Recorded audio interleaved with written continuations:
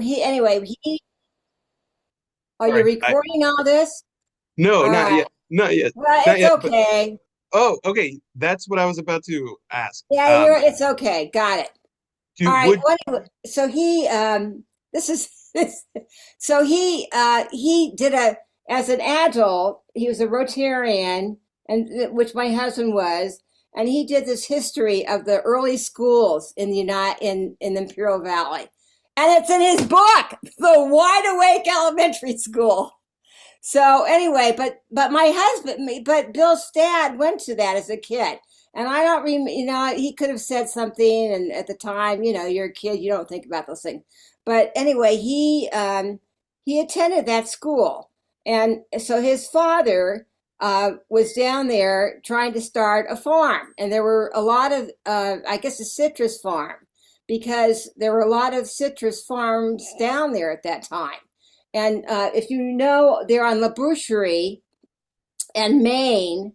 Mhm. There, there was an orchard there, and Yes. the let's see, the Horns or own that corner property, and the father, there were orange trees or citrus trees there on that corner, and I think they took most of them down, but they were there. So anyway, he was hoping to farm and do the citrus thing, and for whatever reason, it didn't happen for Grandpa Sechrist. So Grandpa Sechrist said left, and he took my father-in-law. They went up. He had one brother, and they went up to Los Angeles, and he went to med school, and he became a doctor. Okay, so and then Bill's father, he always had this, this love to try and go down as and do this farming thing again. And Bill's father was a doctor as well, and he was just an A-plus guy, and he was Rotary District Governor like Bill. And Bill's brother said of all the four children, Bill was most like his dad. And anyway, so and of course Carolyn, sure, I'll go. So we were married, and we went down there, and so that's what took me to the valley. And we bought, so his dad bought these 240 acres, and my dad just shook his head. They just My parents were, I know what they thought. I mean, when you read the history of my music and whatnot, and what in the hell are you going to do down there? So give all that up for the desert. And so, but I was in love. That's probably a lot of it. And I mean, everybody loved Bill. How could I not love it? And I was always one for adventure. Let's do it. So that's what took us down there. And so Bill got involved with school because the farming, which my parents knew was going to cost more than, he had to put into it. The tractors and all equipment we had to buy. Mhm. And I mean, when you're a kid, things are always cheaper, right? But when you're an adult, surprise, surprise. So anyway, that's how we got started in that, and we bought a little trailer, and I lived in a trailer for a year and a half. We lived in a little trailer. It was 8 feet by maybe 50, and we picked up this stray dog that some hunter was out in the property, and the property was 10 miles. I wrote this down. It was 10 miles just west of Imperial, and it was right on the border of the Navy drop zone, and they did the bombing range out there. It was a rectangular piece. One side was totally salty, but anyway, so we brought the trailer in, and we were right next to the canal, and that's a whole series of stories itself. But anyway, this dog was left down there during short hair, and so we took her in, and she was pregnant, and she had 9 puppies in the closet of my in my The trailer. closet of the trailer. And it was happy, I was, and so fortunately I got a job, and I just started writing about that. I went to Calipat, and they needed a teacher up there, and I taught. And you probably didn't know any of this. So I taught for 2 years at Calipat, and I taught band. Mm. My band marched in the cattle call parade, and there were Nice. only like maybe 20 kids, and so I did that, and choir, and my choir, and then I taught the elementary program, instrumental, and I went up to Nyland in the morning, and I was stopped by a policeman for putting lipstick on the on the way. I remember, and, and I whatever. But I had to drive from 10 miles west of Imperial every day up to an island, and then I came back to Calipat. It's Oh unbelievable. wow. Yeah, yeah, yeah. So 2 years, the state came down. This is another. The state came down to Calipat, and they condemned the high school. So guess what? You're out of a And I was teaching. So the high school is right next to Fremont Elementary School, and so they had put in a new multi-purpose room right in between, which had this, which both the schools could access, and attached to that was a smaller music room. I call it. It had about 4 practice rooms, maybe. And I taught band, I taught choir there.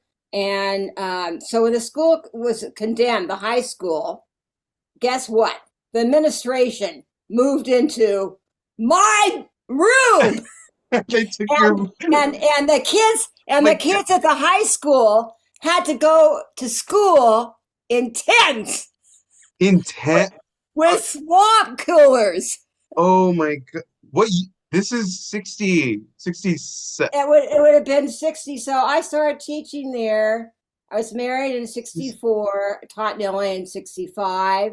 So this was 66, 67. 67. That is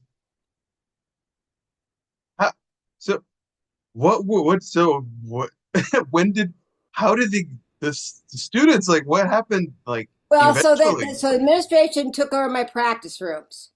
And meanwhile, I was teaching band in my classes, in the room, in the instrumental room, and it wasn't that big.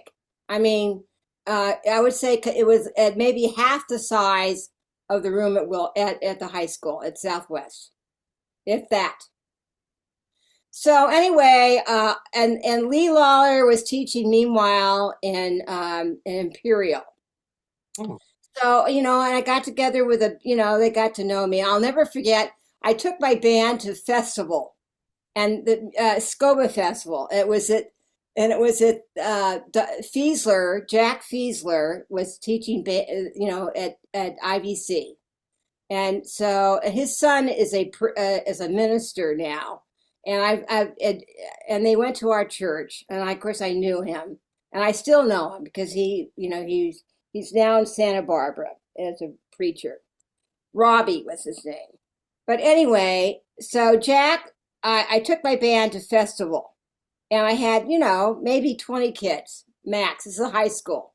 I remember getting there on that gym floor with those kids. And of course, good old Carolyn. I march, I want a valuation, and you can either check for a rating, or you can check for just for criticism only. And guess what? I checked. I criticism. checked for rating. Oh, I get out there. I'm supposed to conduct these pieces, and so before I even played, the kids played. One of the judges came up and tapped me on the shoulder, and they said, "We would recommend that you just go for criticism, not rating." what is what does that mean actually? Like Well, they between don't call. Yeah, if you go, if you don't, they just they give you an evaluation of your performance, but you don't get superior, Oh, I excellent. see. Yeah, Oh, the yeah. So they rating. thought, what is this woman doing with these kids? And there's only 18 or so of them. Oh, it was so funny, so funny. Anyway, but I also remember in my last appearance at the gym with Jimmy Cannon, we were there, and I had started the string program, and it was the first time I had both the high school and my junior high kids performing for SCOBA. And my groups were the only ones all day that got superiors. I And completely believe that. Yeah, Jimmy 100%. Cannon's parents were just, I mean, that was everything. Jimmy Cannon's band, and I mean, I love Jimmy was a very talented guy, and I taught his son trumpet. Really? He started trumpet, and the Cannons lived over by Deanza School, Oh, and Derek was attending school there, yeah. and at that time, that's another story. Lee Lawlier and I decided I was trying to, I was going to all these schools. I mean, it was crazy. So I said, well, how about I'll do the band and orchestra at these schools, and then you can do some of the strings at my whatever, just to try and compress the travel that I had to do. So I taught band, at elementary schools, and he was in my band class. So Mrs. Keating's kids went to that school too, and I taught him that one of them played trumpet and the other one played trombone. But also Dan Davies, who went to Juilliard, was in that school, Um, and so he was a cellist. is he And the one that what? is he the guy that came? I remember a cellist from Juilliard. Uh, Yeah, that was Danny. that was him? Okay. That was Danny, and he's supposed to be. Last I've heard about him, he was supposed to be teaching up in Stanislaus, some in Oh, the really? one of the foothill cities, and he had all these 7 kids.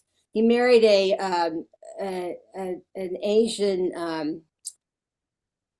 woman, and I think she was a pianist that he met, and her father was an anesthesiologist, I think. I'm not sure. I'm not sure. But that was a wonderful family. And his father was a dentist there in town and had gone also, I think, to USC, along with the Walters kids. That first class I had, you remember certain classes, and that class was fantastic. Robbie Resson, I mean, she was concert mistress of the youth symphony over here when Really? they were the Oh, first orchestra to go to China, and Mark Walters, the two of them. Mark Walters played viola, and his father was a dentist, and he was a twin. And Mark and Robbie played with Joel's orchestra the Mozart Symphony Concertante. We played it in Hopeville, and they were fabulous, just fabulous. yeah. So it was so much fun. It was so much fun. Every year was fun. The Yeah. problems got, more issues, as you can imagine what I'm thinking about. I won't say anymore. But the kids came to school with a lot more issues. All right. Well, anyway, let's see. So what got me out of Calipat was so Lee they had openings at Wilson, and I had to deal with these administrators in the room and all the issues and the tents with the swamp coolers outside. They were right outside. And there's a wonderful English teacher whose name I don't remember, but it will come to me down the road. She lived in Brawley, and she was teaching English. And I just remember walking in there. I thought, my God, those poor teachers. So anyway, I thought, Carolyn, I think it's time for you to move ahead if there's something that works. So Lee and he left Imperial, which was just, a difficult, it's of course a great school district now, but they had their issues. And we went to Wilson. And so I took this choral job teaching general music generally. And then there was a choir. So I did that. And Lee taught the band. So that's what took me to El Centro. And then what happened with the string program was let's see, the superintendent whose name was Dr. Hutchins. His Hutchins, what's his first name? Down the road, doesn't matter right now. So his wife, Alberta, was a very good friend of Ann Horn. And Ann Horn was a singer who I think graduated from Occidental College. And she was a fabulous, fabulous voice, soprano. She sang the Messiah with us, and I don't know, no one would have sung those arias any better. So they were all jazzed about getting, an orchestra going down here. And apparently, in the history, you could probably look it up. There was an orchestra program at one time. And the reason I know that, well, I knew this because the music store, which was called Hoffman's Music at that time. So Mr. Hoffman owned it, and it was bought out by Baker. You Wow. know Charles Baker? All Yeah. right. But so Hoffman was involved with all this. He had these violins up in the attic. And so there were a number of them. He said, well, why don't you, here I'm teaching choral music. And I loved it. I mean, it was fun. It was fun. I did all these crazy things. So Cree with these kids. And and it was they had portables. And on the other side of the portable was Mr. Taylor, who became one of the assistant superintendents, Butch Taylor. And he was teaching special ed. All right. So that's the room that I worked in. And so at the time, but back to Hoffman. So he asked me, how about you starting some string players? He wanted to sell those violins. So That's so that's when I started classes at the music store. And this is really special to me. So, and in those classes was this family from Hopeville, and Sandy. Sandy and her sisters. The last name was Ruch, Ruch, and they were a Swiss family, and they had a dairy going in Hopeville. And they were from the father and mother were old time Swiss people, and so those girls, they all had blonde hair and blue eyes, whatever. So the five of them, took violin lessons from me, and little Sandy, she after I started the string program, she kept going. The other one did not, and so I have to continue about Sandy.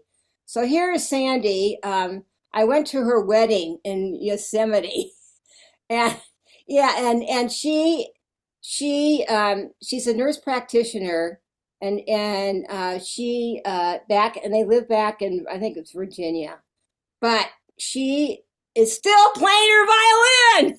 yes. And she called me. She had 4 kids, 1 girl and these 4 boys, and she sort of kept it going. But she started taking lessons again, and she joined. She had to audition, and she joined one of the symphonies, that's playing major music back there.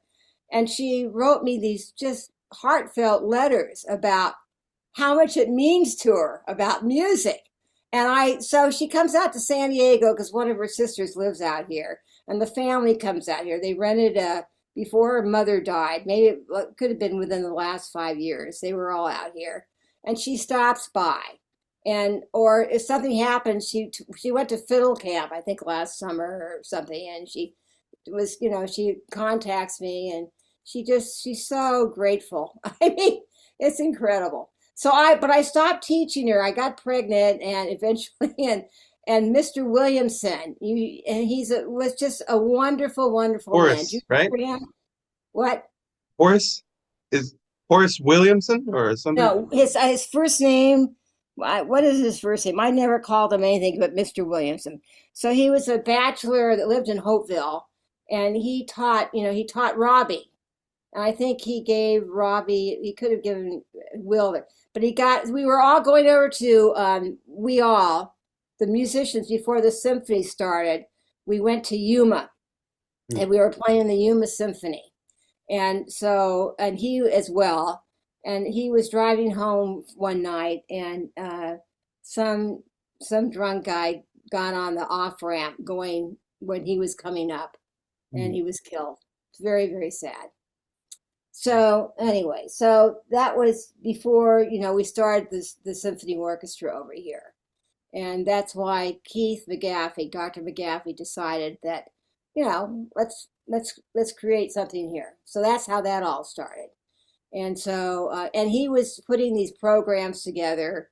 Keith just loved music, making arrangements for all his instrumentalists, and that was his love, obviously. And so he put all that together, and I think I conducted one of the concerts, I think, at the Presbyterian Church, and that's where the symphony first performed, at the Presbyterian Church with Joel.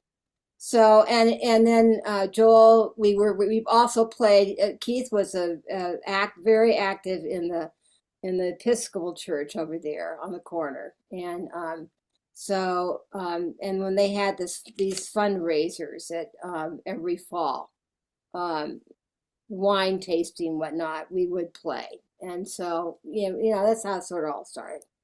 And Joel could probably sure fill you in with all that stuff. But it was all fun. You're young, and and you're making music. How could life be better?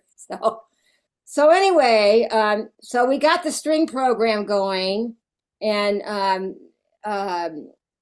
started in third grade with all the third graders, and that class at Deanne's, Dan was there, and then this other family that I taught, the Simmons family, and he's still alive. The dad is still alive, and I taught all those kids. And so the oldest one was in my choir. Well, before I started the string program, Lee and I put this show together called Get Up and Go. It was a musical. And so the oldest boy, Bill, he danced in that. He was in the choir and he had to dance. That was incredible. But all those kids, they all, and then the second boy, Ward Simmons, they're just wonderful kids. Ward, I've stayed in touch with him all these years as well, all of them. But Ward, Ward, when I had orchestra, I've forgotten. I think he played the saxophone, but he also played percussion for me. But I made so that first year when the kids got up to junior high school, we went to festival, and I decided I was going to try and do a full orchestra, and I had a full orchestra, and they got a superior regional, and I had the kids. The girls had matching dresses, and the boys had matching ties. I mean, and we went all the way up to, for regional, we went up to San Bernardino. And those kids are just spectacular. We, This was what year was that? what year? It would probably be 67, the 70s, early 70s. I mean, I could figure it out, because I started teaching down there. So I was, all right, 64. I want to take your time to do this. 60, 67, so let's see, 64, 65, 65, and 66. So 67, 68, 69. So I think I started the string program in 69. And so it would have been 69. It would have been 69, 69, 70, 71, 72. Third, fourth, fifth, sixth. So it was either in 73 or 74. Okay. And that So was the the first? kids would have been all, yeah, the kids would have been all in junior high, middle school, I think. And But all those Simmons kids, and then Terry was the first girl. She played violin. And so what's interesting, her son is a percussionist, and he went to She's so jazzed. She's got 3 kids.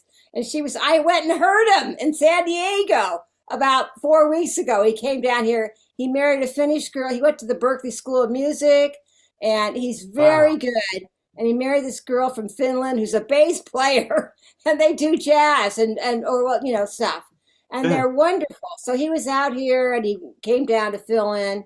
And the youngest Simmons kid, Uncle, played bass for me. He also played trombone, and he Oh, played in the wow. Olympic band in '84 at the Coliseum. And I sort That's of, awesome. he's Ross. He's incredible. He does all this crazy stuff. He swam around Alcatraz raising money. I mean, the kids are all incredible.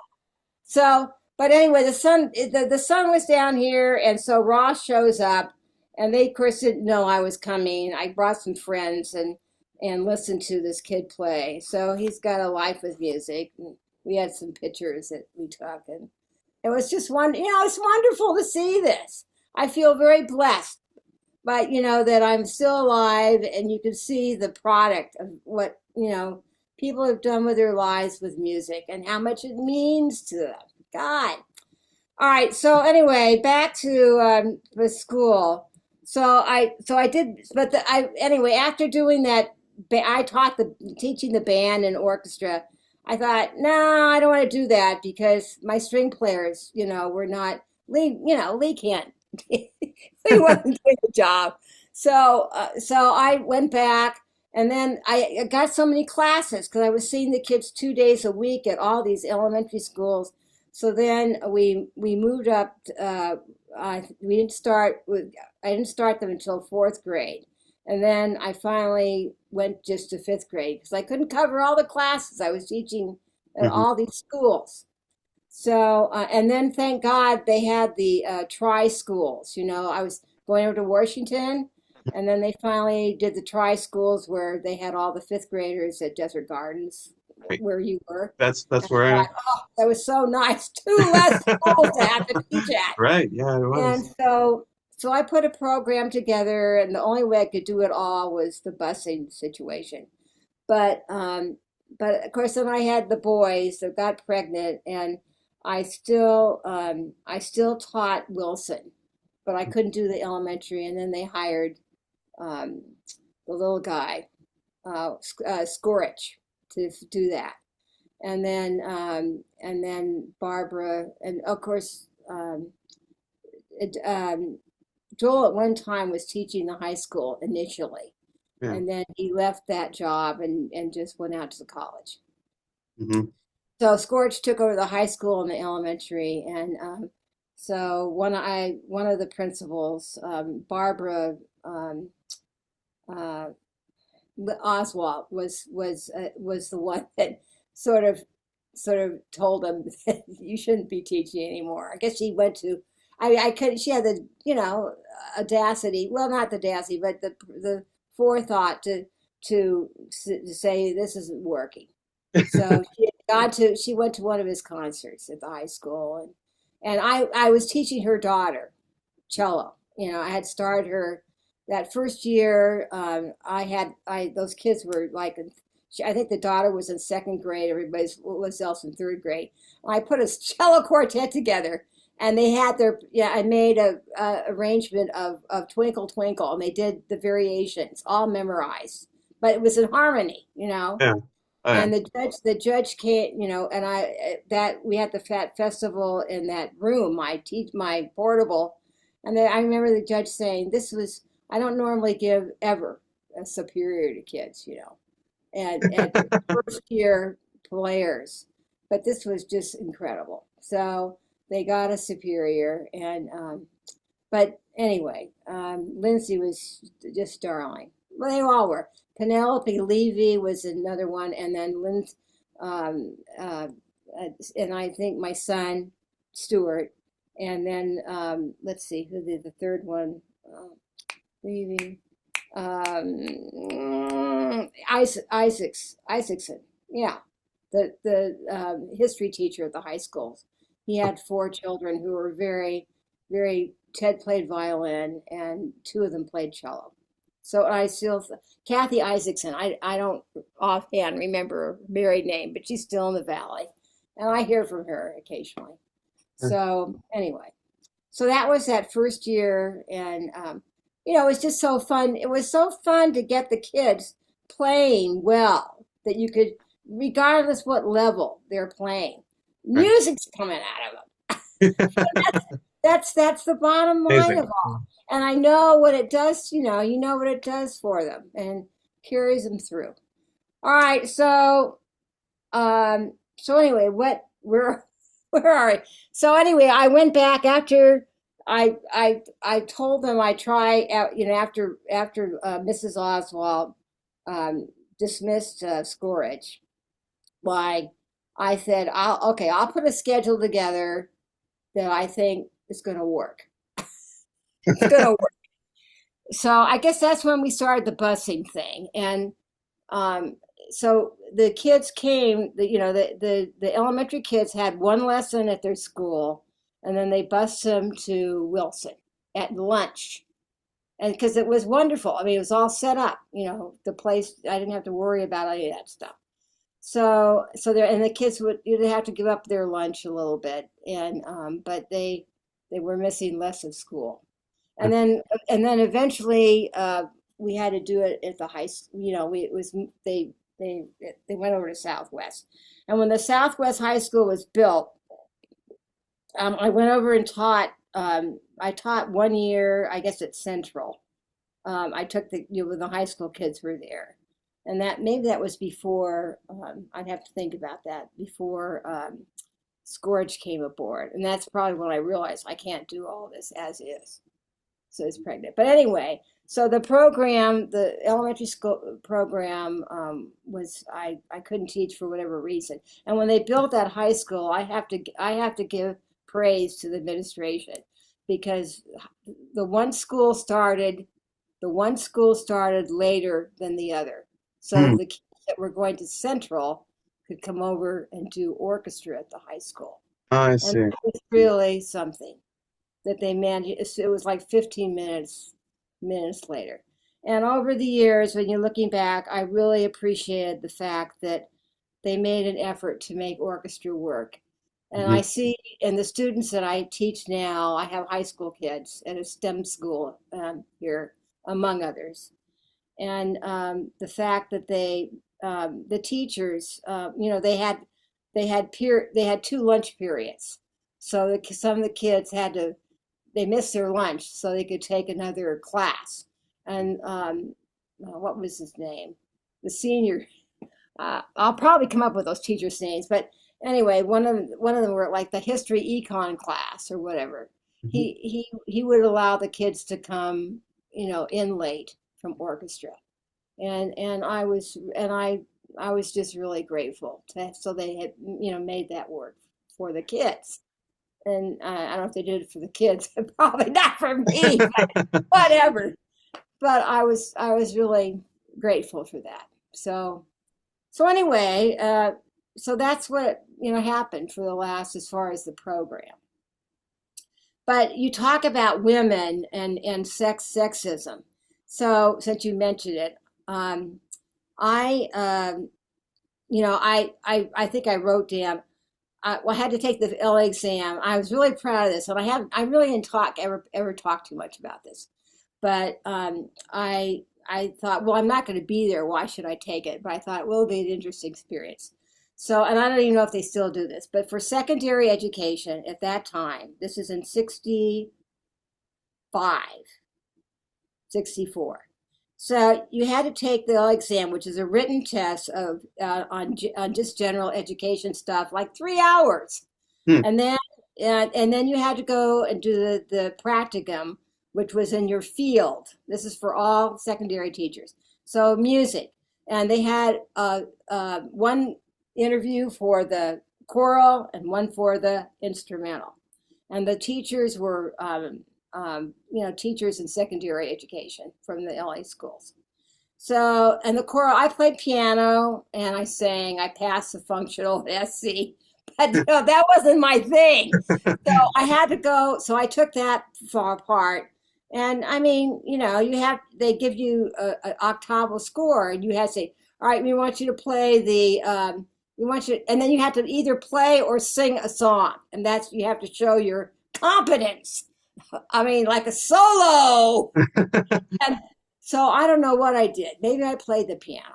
So, but anyway, so you give you a score, and I had to play. All right, we want you to play the tenor part with the soprano part at the same time. So, and the tenor part is always an octave. It's written an octave higher than it is.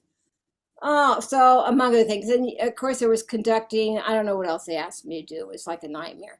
So anyway, but I came out ninth on that list, and then but the instrumental, I came out number one.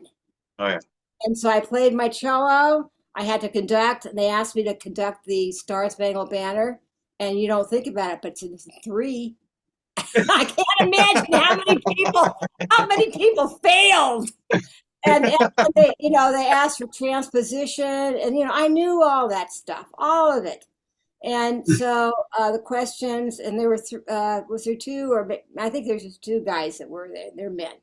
So I came out number one on that list, and there were 9 men below me. And I was really proud of that. So, and I Yeah. didn't know. So that first year I took teaching after I graduated. I fortunately got this job, and it was a choral job in the San Fernando Valley at Sutter Junior High, which had 3,000 students in it. Hmm. And so I took this job, and my first class was general music. There were 45 kids in it. I'll never forget In that. your first class. Oh my 40, gosh. 45. That's And so, so many. and I really was, so the third day that I taught, the supervisor of music from LA City came to my classroom and went through 2 of my classes with me. And I said, whatever I need help with, give it to me.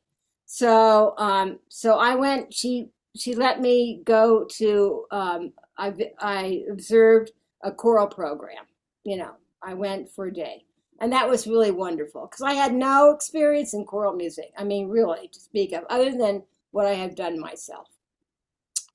So anyway, so apparently they send the results of this test to my school. And I absolutely adored the guy that was the head of the counseling office. So he calls me in. I said, "Oh, what did I do?" He said, "Well, we wanted to let you know how you did on your exam." Oh, And he was so proud of me. I mean, just that I did so well. And yeah. I could. So my thing was, had I stayed in LA, I could have my choice of jobs, but anything I wanted. So for instrumental music, anyway. So anyway, I go to El Centro. I teach. Well, I go to the Imperial Valley, and I end up with this job in Calipad, and it Yeah. was fun. And the kids did really well. We did pep bands.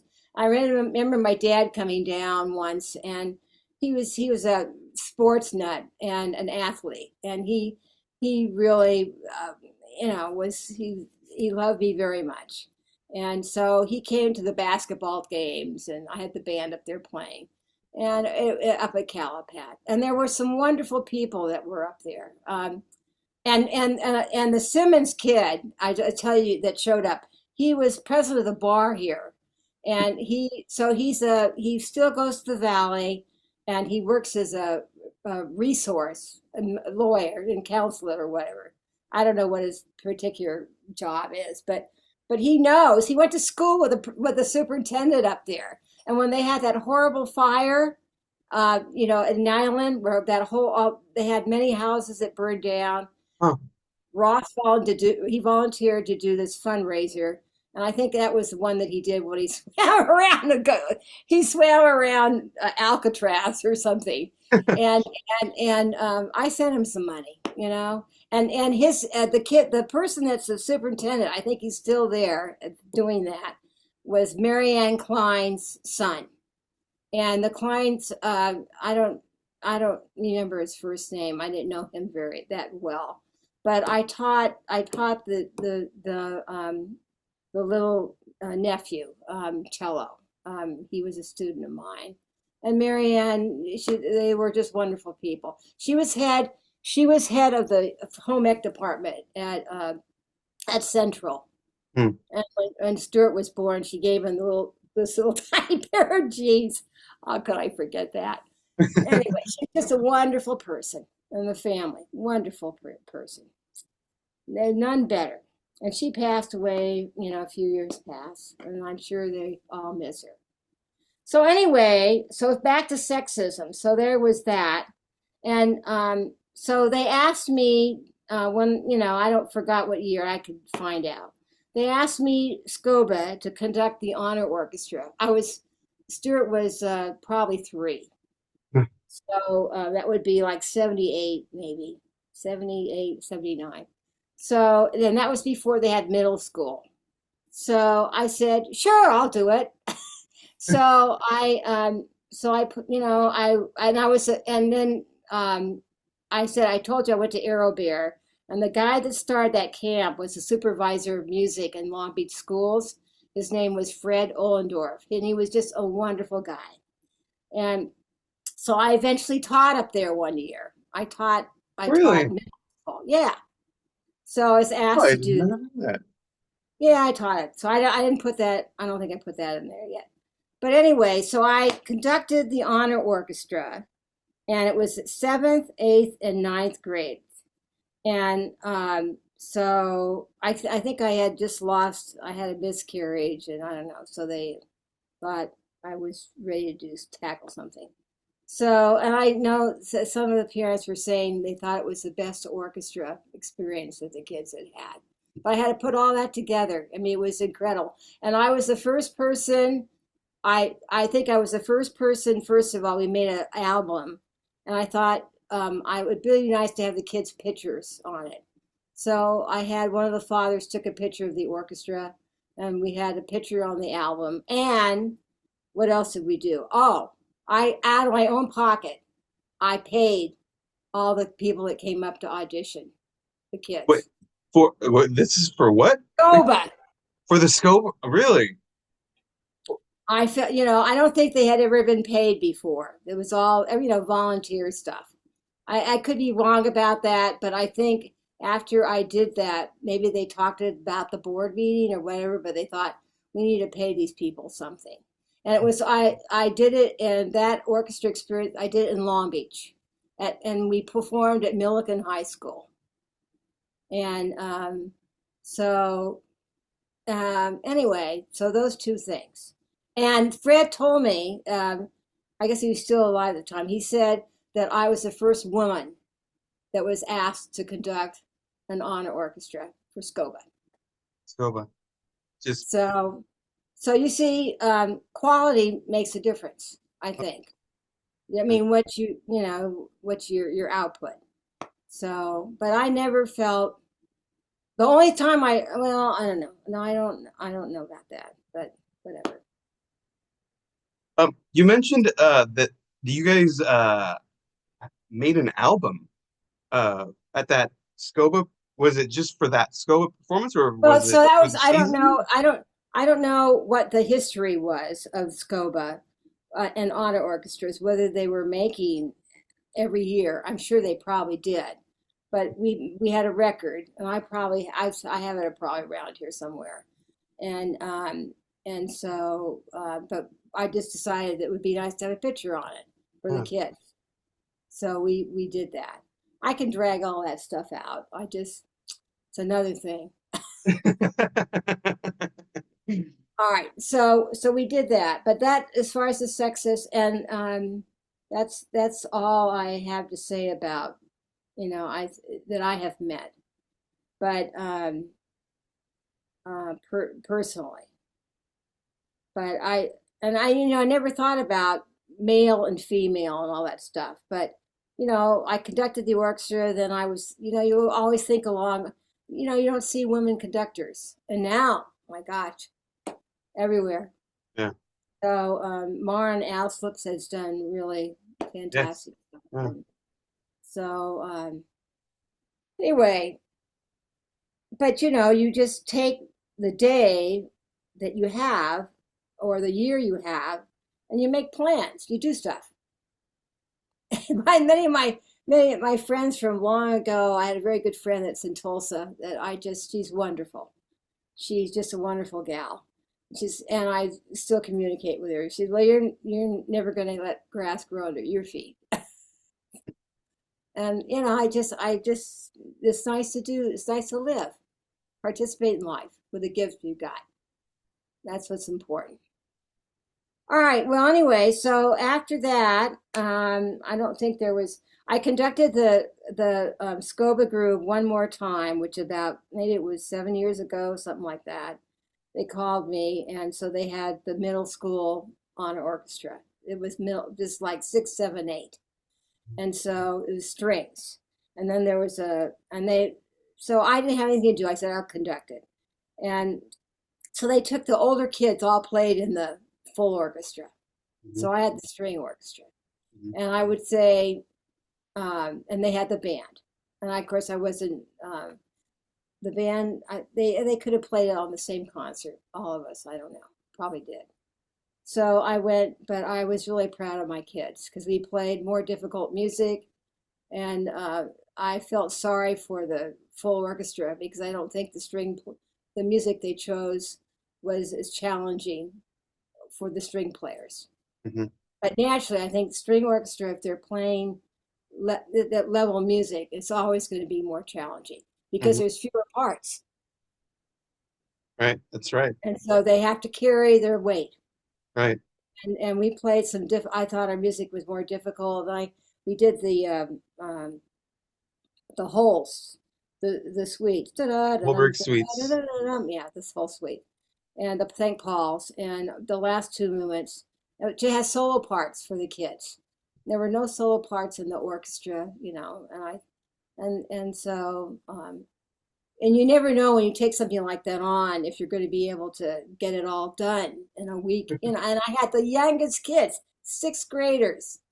Most of my kids were sixth graders, seventh, and a few eighth, because I took whatever was left, whatever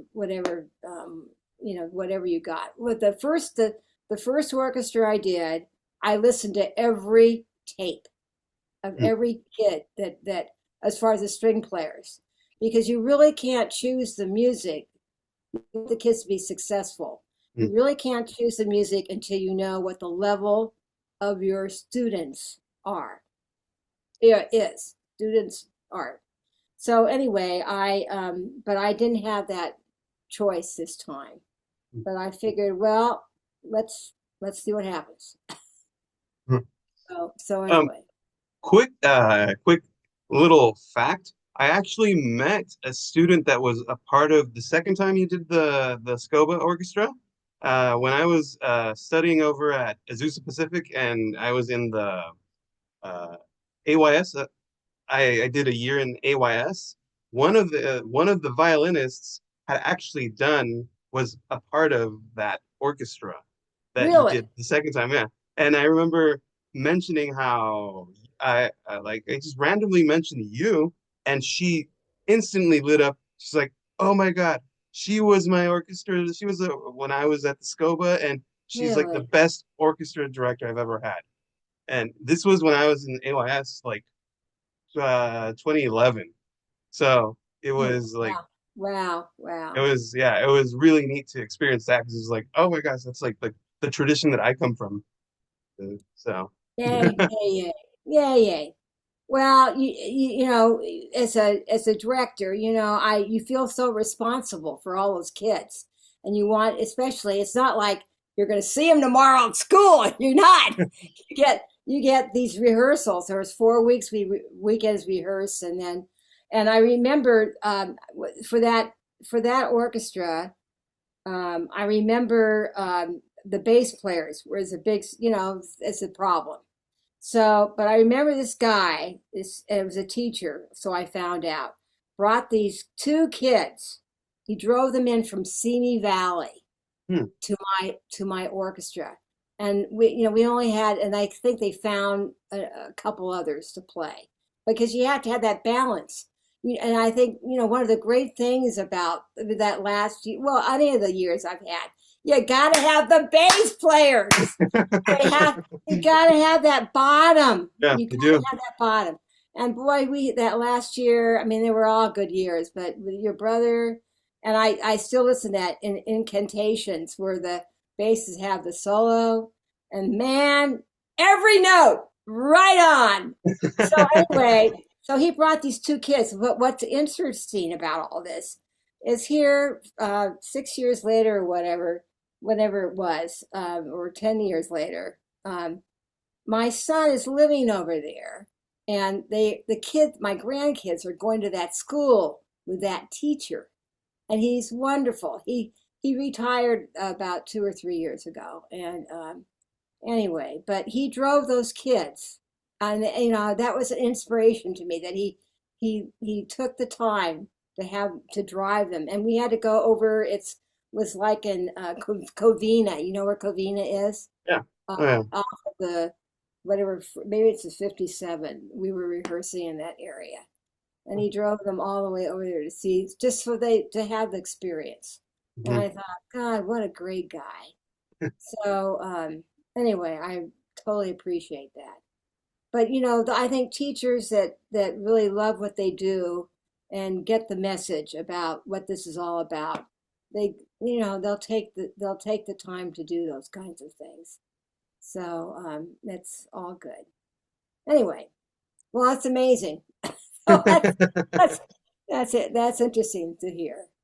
But and of course, when you're working with kids, that when they come, they're little kids, and to have to sit through a 3-hour rehearsal, Right. And that is really, really tough for them, even the better ones. And so, but you got to get through the music. So anyway, well, what else let's see, what else do we need to talk about? um let's see.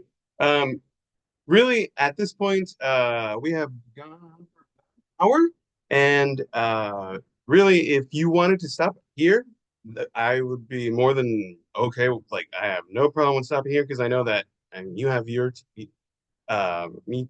I wouldn't want you to like over But like do you have enough information that you need, or well, I mean, you mentioned that you were gonna you're basically answering you're writing out the answers that from some of the questions I sent. So if you were planning on doing that, then that would do it for me. The only thing I would ask at this point would be the last question I had in that, which is there anything else that may have missed which you would like to further discuss? Be the last question. well, so I wrote down. I mean, I sort of talked about teaching music in the public schools. Maybe did I say enough about that? Um, Teaching. Uh, yes. The only. Oh, actually, the question regarding the changes that you perceived between when you started and when you ended your in teaching public schools. Okay. Well, I'll tell you what, right now, I used to take the kids out when the elementary schools, if they could play a piece. Do you remember? I don't know if you, and put them in my husband's truck and take them out for ice cream or wherever I took them. Can't do that anymore. But anyway, I there was a study, in C major, and I called the kids, if you can play that without one mistake, uh, uh, you get the big prize. So you would never be able to do that now. But it was fun to it's fun to challenge kids. But there's they're okay. I'll think about that and let you know. And so so if I come up with anything else, you asked about life after teaching. Do you want anything on that, or? I would love to hear. Yeah, like Well, it's not the same. It's not the same, but it was anyway. So, but I came over here.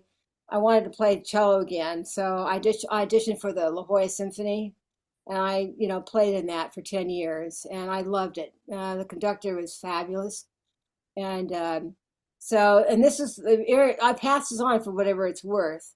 I guess he was talking to the orchestra one day, and he said, or someone had asked, it was an interview, I guess, that he had given. Said he's a fabulous percussionist. He started, let's see, some groups that are very well known throughout the world.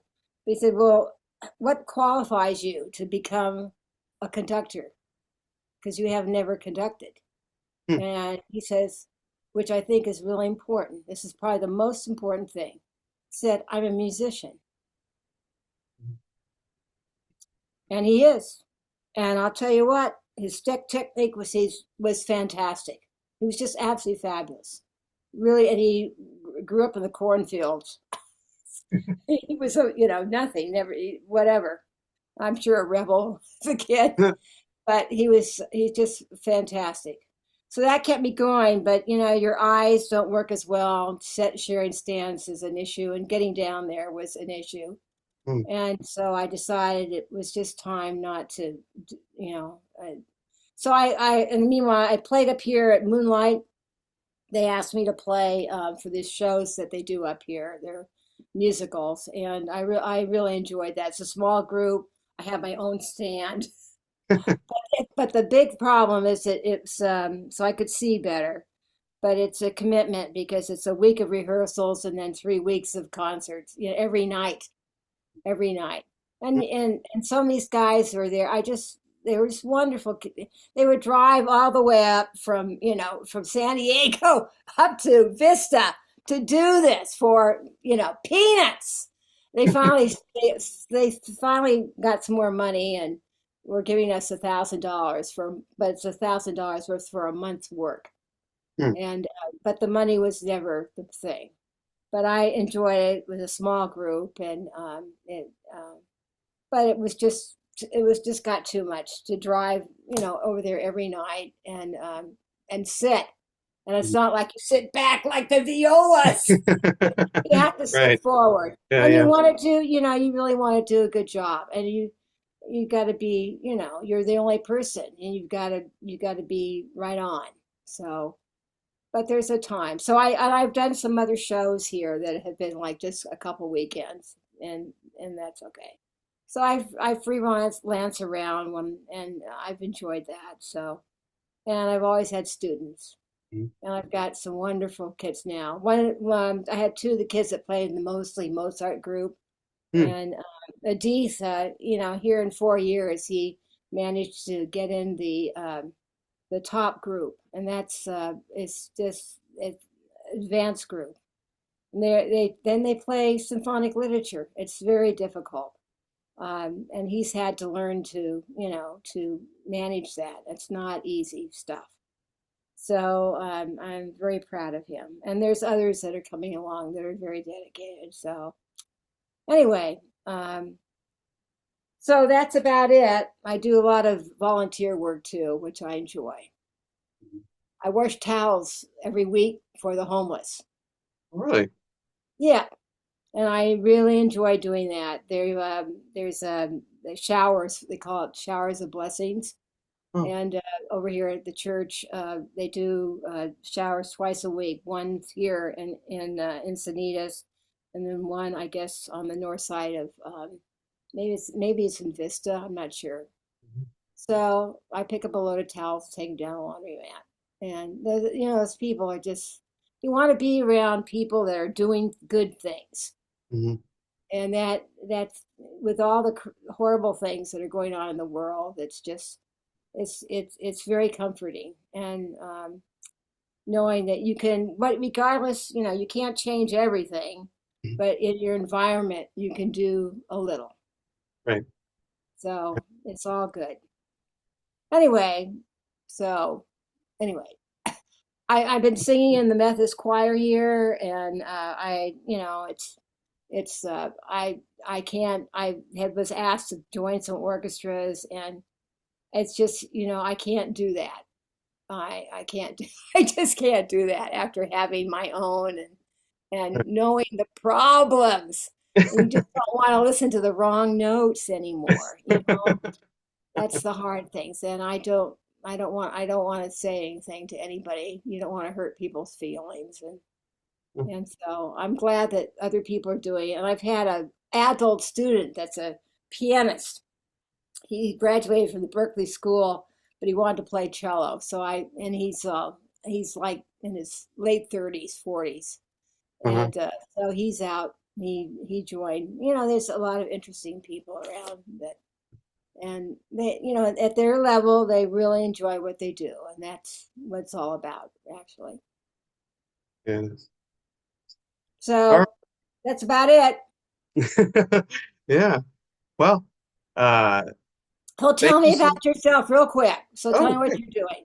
Yeah. So right now I'm the process of finishing up my bachelor's finally. In Oh, in history. I'm majoring in history, and yeah. So like uh, a big part of what I'm doing right now is kind of like uh, kind of setting up for graduate school because it's I something I want to pursue graduate school studies in history, and mainly I've come to like enjoy researching like about the Imperial Valley, and I had one instructor at the main campus. Her name is Dr. Kornfeld. She advised me like, well, not me, but the class. She advised us to like choose something within history that you would do well in and think about like you're passionate about. So I just thought about music and the Imperial Valley, and that's how I've come basically to like that's kind of like what I want to focus on now is uh the highlighting one of the diamonds in the rough, so to speak, that has existed in the Imperial Valley has been music, and one of you in particular are one of the main reasons why that is. So it's I don't know, yeah. So it's I guess I want to highlight that not just what you did, but what others have done in the valley. Because uh, for me, at first I thought it was just you because I mean I experienced it. that's your background, right? Yeah. And so that was my impression. And then I've been doing research and I've learned that actually this has kind of been a theme in the Imperial Valley since the start. Since literally it was incorporated. One of the first things that they did was hire a professional musician to lead the bands. Um, and the guy is actually in the official uh, news of incorporation and the draft and all the people that signed it. He's one of the signees. So it just goes to show of how like important music really has been in the valley. And for me, it's again, it's a point of pride because I'm a part of the uh, Hmm. of of the yeah, it's the music in the valley. But also, it's also that has it's something it's an industry. The music in the valley is something that has consist like I said, it's consistently brought pride to the valley. um and so as a I guess a historian, so to speak, that's what I want to focus on in the like really bring and that's why I wanted to start the I'm starting the Imperial Valley Music History Project, is and that's kind of what I want to take into grad school uh, with me is to start this like archive of work of that really highlights music in the valley and how it's helped. Because one thing that I've learned, and even with you, is that it's always been led by particularly women that are just as they were just as passionate. They at least the news that I've that I've come across, it comes across that they were just as passionate about um, forming something beautiful in the valley as you were, or you have been. And so that's what I'm learning with the research I'm doing, and that's like it only drives me more to like want to pursue this project because um, there's definitely a story to be told there, and because not only does it bring pride to the valley, but it's also one thing that I'm noticing, and which is I also touched up on some questions is that music and not just uh, schools, not just public school music programs, but just music in general, in the valley was crucial to building community.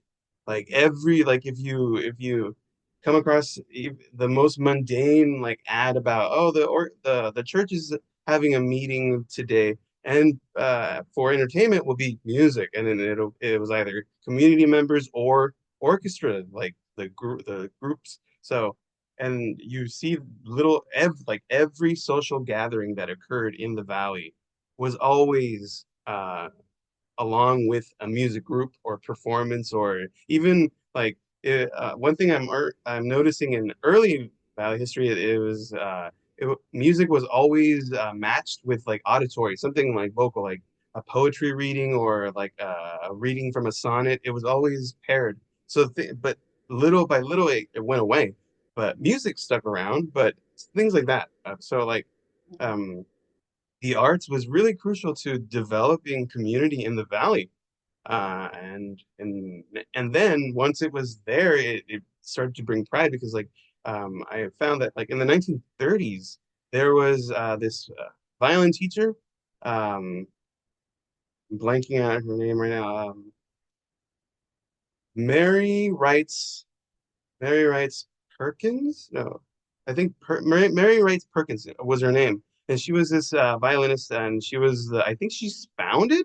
It seems like she was attached to the Imperial Valley School of Music. There was this official music, but a lot of her students in the 30s uh, made the state orchestra. Like when you read about like students from the valley reaching like state orchestras, like what happened with you, it was her students, and the same thing. It was kind of like the same with you, and it's I don't know. For me, it's just as someone who grew up in the valley with most headlines, like national headlines, being very like depressing headlines, like of like the economy's always bad in the Imperial Valley, like jobs are always bad, or like some tragedy of like a groups of people dying, or Yeah. it's always tragic news coming in the uh, at the national level. And so I was interested, more curious in like, okay, uh, yes, this is like the entire every all of the world's perception of the valley has always been ugly That's right. when it has such beautiful things like our music.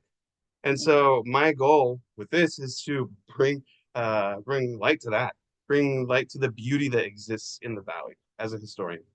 So Well, I have to just throw in for whatever matters. So, I've always had to stick up for the valley. I always have. And the first thing that happened to me, I took the kids over. They had a festival over here at one of the schools down south, high schools. It'll come to me. I'll tell you about it. But Joel brought his orchestra, the high school kids. This is when Mark, the very first years, Mark and Robbie were in his group. And of course, I took my kids, but he took them. And so so what happens on the two groups, they had string orchestras at middle school or whatever, and then they had full orchestras, and but it's an orchestra festival, and so there were I think five different categories. So my students, I took them over there like for 3 years, and they always won. So, but Joel took his group, and so in the finals, they would take the two highest scores, and they have an evening concert. So in the preliminaries, they gave points, so it was obvious. And I think maybe there were three judges. I don't know. So we always played in the finals and we always won. But Joel took his kids over there that one year, and Robbie and Mark were in that group, and he played. They played. I don't remember the piece. It was a concerto grosso. He didn't have any bass players, and they were fabulous. They were so much better than the other group they played against. And so it came out for the awards. There were no written down comments, nothing, no points, nothing. And so they lost to a big group from up in Los Angeles, so I don't know, someplace else. It was the Mount McGill Orchestra Festival. That was it, Mount McGill High School in the South, Chula Vista area. So I was so pissed off. I was so pissed off. And, I had hauled those kids. I got them going in the San Diego Youth Symphony because I wanted them to have the experience. I'd drive them over there if they get their parents on Saturdays. And Mark was principal violist in the San Diego Youth Symphony. And Robbie was concertmaster. So anyway, I was so mad when this came out. I wrote a letter. I wrote a letter. I wrote and Anderson, Christensen. What was his first name? He was a teacher at Northridge, and he was one of the judges for SCOBA in the gym when I played with my students. So he knew me, and I think we said regional when I took those kids up there in their cute little outfits. Anyway, so he knew me, and I just wanted to let him know how upset I was. And I've never done this before, but I wrote him a letter. I gave him all my qualifications. This is from the Imperial Valley, the piss hole of the world. So I told him I was a graduate with honors from USC, and I studied with Piatigorsky. I put all this stuff in. I've never done that before. And all the way in Heifetz, I was a quartet. We won, blah, blah. And I have taught, and I told them that these kids were, principals in the youth symphony, and they've been over here, and my humble opinion that this was not fair. And so I said, if nothing else, you need to come up with a point or something, a system, blah blah blah. So guess what? I got a letter back from the high school guy who was sort of a jerk. And maybe Christensen wrote me one too. I'll have to look at my memoirs. And they sent a letter to my superintendent To like get you in trouble. that I had the audacity to call them on it. And but I was really, I stuck up for they thought that, the Imperial Valley, what could it come from the Imperial Valley? So on your point. So that was number one. And then so I went in and I said, yeah, so what? I said, you want my job? And so I don't know. Maybe they laughed it off. I don't know. Or maybe I had some bad marks in my folder. I don't care what they did. My professional file. So my second thing was, I guess it was year 2000. That was the year before you came, I think, to the high school. But we went so the trip from hell, Boston. So Boston, it was just, that trip was unbelievable. And yeah, it was 4 years before you came, because 4 years we went back to Boston. Right. And that was, God said, we've got to come to Carolyn and Imperial Valley. So I had that wonderful year.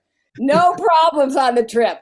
But anyway, Boston, there were all kinds of problems. First of all, they promised me, certain things that they wrote me this letter.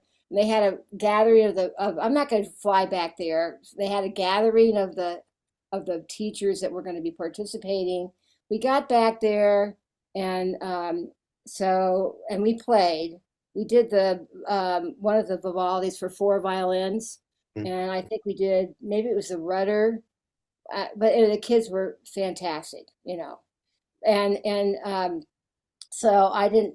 And then the ratings came out, and we had to go to another new place, which I thought the kids thought they were going to get a dance and food.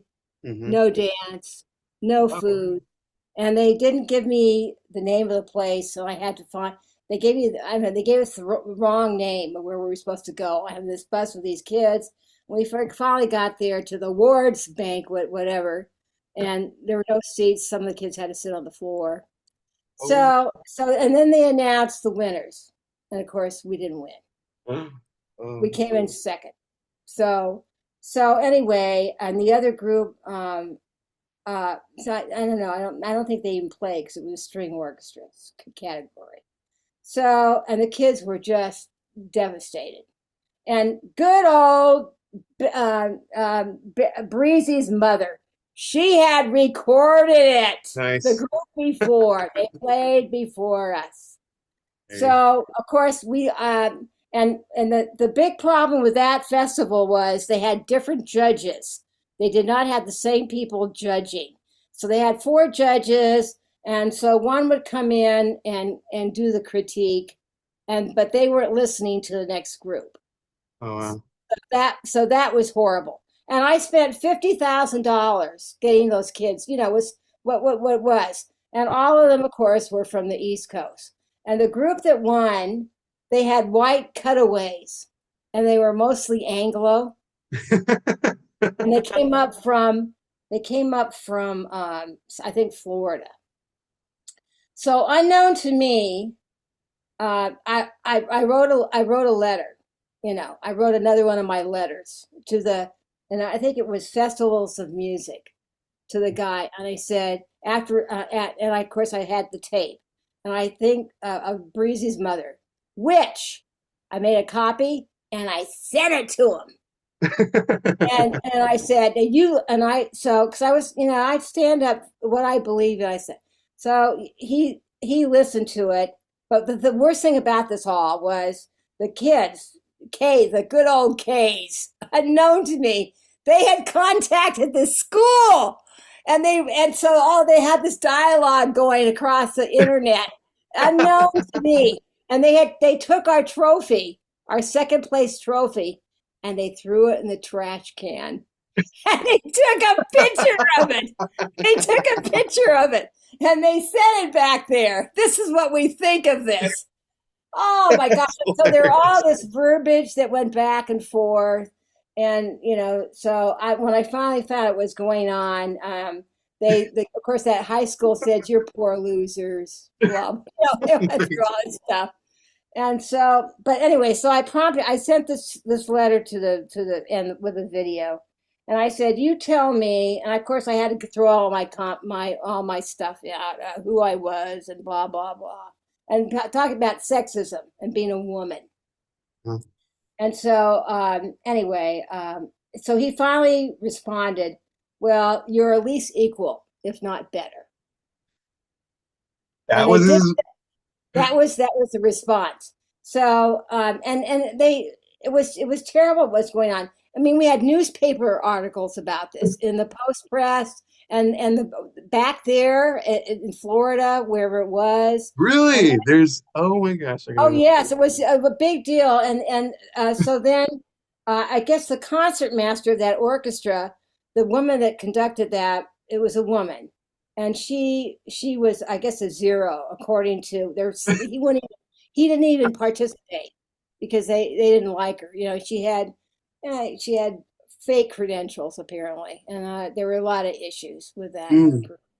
So anyway, but they finally sent us, the first place trophy, and it sort of all kind of filled her away. But so that was the second time I really stood up for the kids. I mean, what I know, I know. I mean, I had a fabulous education, just fabulous, and being, and I mentioned this in the dialogue, which I added some things to, but one of the reasons I am what I am is because of the early music that I did with my family, and all around, and I participated in the scuba orchestras in middle school, and that was way back when they weren't even, everything was sort of small and whatever. And then I went to the concerts in Los Angeles. I mean, they had first rate artists. I heard Rubenstein play And I'll never forget him coming out and strutting out the stage.